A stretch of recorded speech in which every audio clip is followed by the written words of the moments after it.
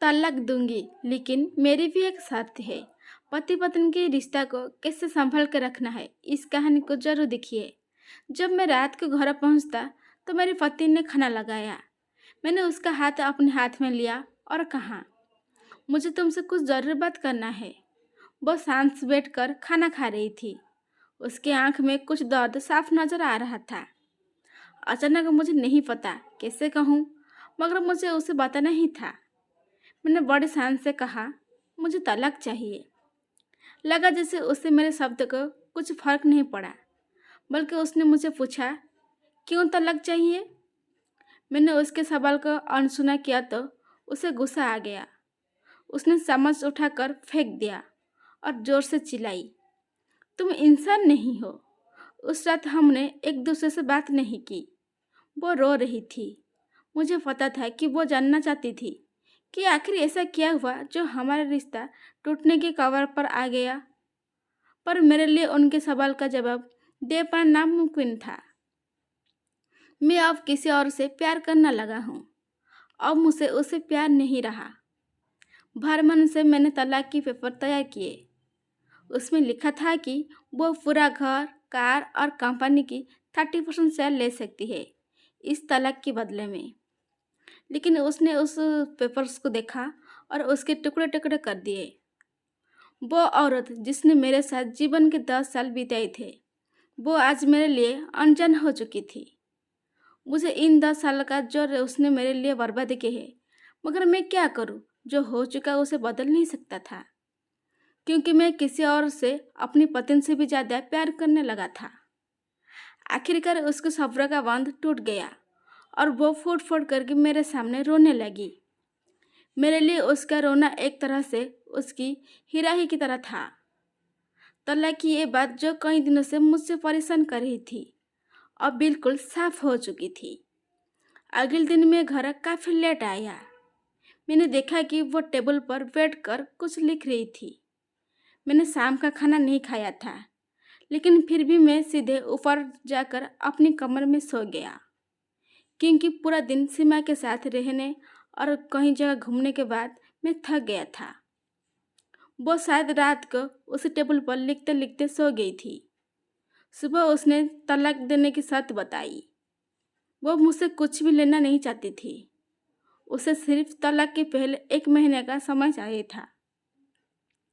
उसने आग्रह किया कि इस 1 महीने हम दोनों वही पुराना वाला जीवन जिएंगे जितना संभव हो सके, क्योंकि आने वाले महीने हमारी बेटी की परीक्षा थी।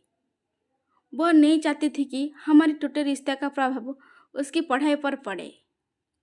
मुझे भी बहुत ठीक लगा, मगर वो कुछ और भी चाहती थी।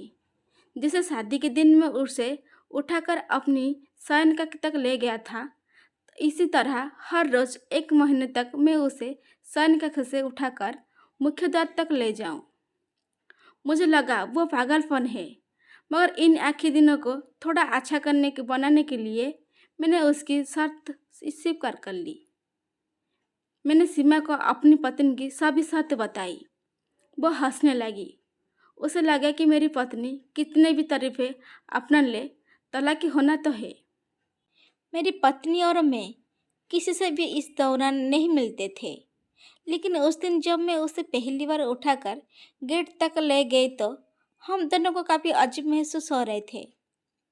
पीछे से हमारा बेटा भी खिलखिला कर खुश हो रहा था। अगले दिन वो काम थोड़ा सामान्य और आसान हो गया। वो मेरे सीने से लगी थी और मैं उसकी खुशबू महसूस कर रहा था। ऐसा लगा जैसे कई दिन बाद मुझे एक खुशबू मिल रही थी, या फिर कई दिनों से मैंने उसकी होने का महसूस नहीं किया था। पहले जितनी उसने वो कसम नहीं था और चेहरे पर कुछ झलकी झुर्रियाँ नजर आ रही थी और बाल भी सफ़ेद होने लगी थी। ये वही औरत थी जिसने अपने जीवन के 10 साल मुझे समर्पित किए थे।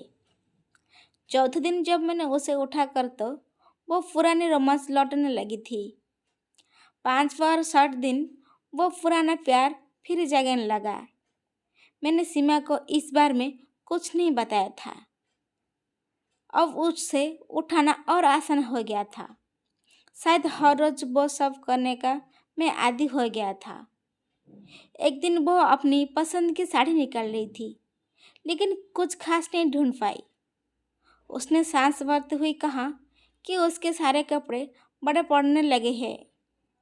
तब मुझे पता चला कि वो काफ़ी दुबली हो गई है और इसलिए मैं उसे आसान से उठ पा रहा था। मेरे लिए को एक झटका सा लगा। उसने अपने दिल में काफ़ी सारा दर्द छुपा रखा था। पता नहीं कैसे मैं आगे बढ़ा और उसके सिर को छू कर दिखा। अचानक हम बेटा आया और बोला कि पापा, ये तो मामा को उठाकर बाहर ले जाने का समय हो गया है। उसके लिए अपने पापा द्वारा मामा को इस तरह उठाकर ले जाते हुए दिखना जीवन का अभिन्न हिस्सा बन गया था। मेरी बीबी ने हमारे बच्चे को बुलाया और जोशों से गले लगा लिया। मैंने अपना चेहरा दूसरे तरफ कर लिया। मुझे लगा कहीं मैं अपना निर्णय ना बदल लूं। मैंने अपनी पत्नी को रोज की तरह उठाया और बेडरूम से सिटिंग रूम होते हुए डाल तक लाया। उसने प्यार से अपनी दोनों हाथ मेरी गर्दन के आसपास रखा दी। मैंने उसे जोर से पकड़ रखा था, बिल्कुल हमारी सुहाग रात की तरह। मगर उसका इतना कम वजन मुझे परेशान करा था। महीने के आखिर दिन जब मैंने उसे उठाया तो मेरे लिए एक कदम भी चल पाना मुश्किल हो रहा था। हमारे बेटा स्कूल जा चुका था। मैं अपनी कार से ऑफिस गया और कार से कूदकर बाहर आ गया, बिना कार को लॉक किए। मुझे डर था कि अब तक पल की भी देर मेरा इरादा बदल देगी। मैं ऊपर गया। सीमा ने दरवाज़ा खोला और मैंने उसे कहा, सॉरी सीमा, अब मैं अपनी पत्नी से तलाक लेना नहीं चाहता था। उसने मुझे देखा और मेरे सिर पर हाथ फेंककर कहा, तुम्हें बुखार तो नहीं है? मैंने उसका हाथ हटाया और कहा, सॉरी सीमा, अब मुझे अपनी पत्नी से तलाक नहीं चाहिए।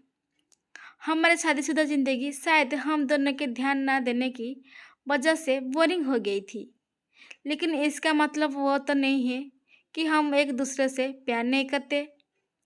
अब मुझे एहसास हुआ है कि जिस दिन मैं उसे शादी करके अपने घर लाया था, उस दिन से जीवन के आखिर दिन तक मुझे उसका साथ निभाना है। सीमा की होश उड़ गया। उसने मुझसे एक जोरदार चांट नजारा दिया मेरे मुंह पर। वो रोने लगी और दरवाज़ा अंदर से बंद कर लिया। मैं सीढ़ी से नीचे उतर आया और आकर अपनी कार में बैठ गया। आगे एक फूलवाले की दुकान पर रुका और अपनी प्यारी पत्नी के लिए एक सुंदर सा गुलदस्ता लिया। दुकानदार ने पूछा कि इस पर क्या लिखना है। मैंने मुस्कुराते हुए कहा कि मैं तुम्हें जीवन के आखिर दिन तक यूं ही उड़ता रहूंगी, मेरी अर्धांगिनी। इस शाम जब मैं घर आया, हाथ में गुलदस्ता लिए, मेरे चेहरे पर एक मुस्कान थी। मैं ऊपर अपनी कमर की तरह भाग कर गया, लेकिन तब तक वो मुझे छोड़कर इस दुनिया से जा चुकी थी, हमेशा के लिए। वो कई महीने से कैंसर से लड़ रही थी, लेकिन मैं सीमा के साथ इतना खोया हुआ था कि कभी भी ध्यान नहीं रखा।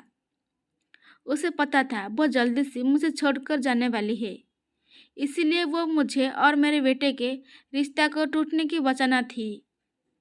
मैं नीचे उसे तलाक लेना चाहता था, लेकिन फिर भी उसने मुझे अपने बच्चे की नज़र में एक प्यारा पति और प्यारा पिता बना दिया था। जीवन की छोटी छोटी बातें रिश्ते में बहुत महत्व रखते हैं। बड़ा घर, बड़ा कार और बैंक बैलेंस ये खुशियाँ का हिस्सा जरूर बन सकते हैं, मगर अपने के बिना इनकी कोई कीमत नहीं। इसीलिए हमेशा रिश्ते को संभल के रखना है। उम्मीद करती हूँ ये कहानी आपको पसंद आई होगी। पसंद आई तो चैनल को लाइक शेयर सब्सक्राइब कीजिए। चैनल पर नए हैं तो ज़रूर सब्सक्राइब कीजिए। पूरी कहानी सुनने के लिए आपका बहुत बहुत धन्यवाद।